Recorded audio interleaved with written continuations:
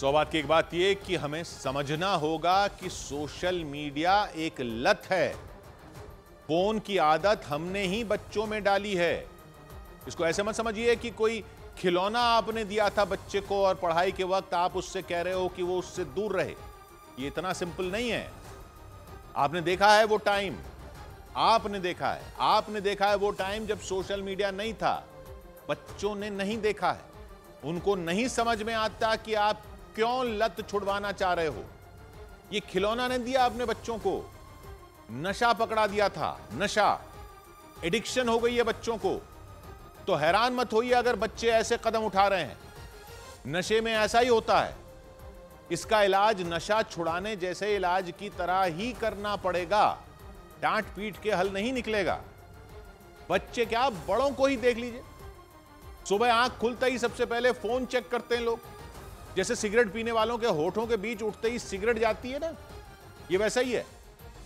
America में तो वहां के सर्जन जनरल ने कहा है कि सोशल मीडिया पर सिगरेट वाली ही चेतावनी आनी चाहिए कि यह मानसिक सेहत के लिए हानिकारक है।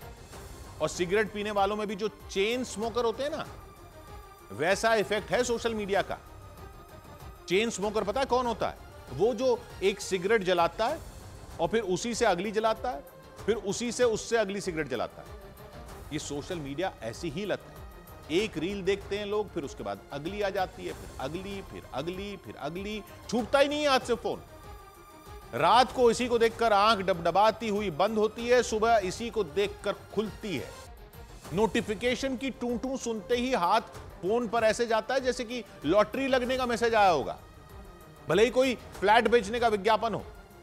अगली नोटिफिकेशन पर फिर वैसे ही हाथ जाता है फोन की तरफ जैसे शराबी का ग्लास की तरफ जाता है। ये नशा तो बड़ों को भी अपनी चपेट में ले चुका है। तो सोचिए बच्चों का क्या हाल होता होगा। बच्चों को समझिए, उनकी हालत को समझिए। ये खिलौने वाली जिद नहीं है। फंस गए हैं अंधे कुएं में बच्चे, निकालिए। हम सब का फर्ज है। 100 बात की एक बात। इस बीच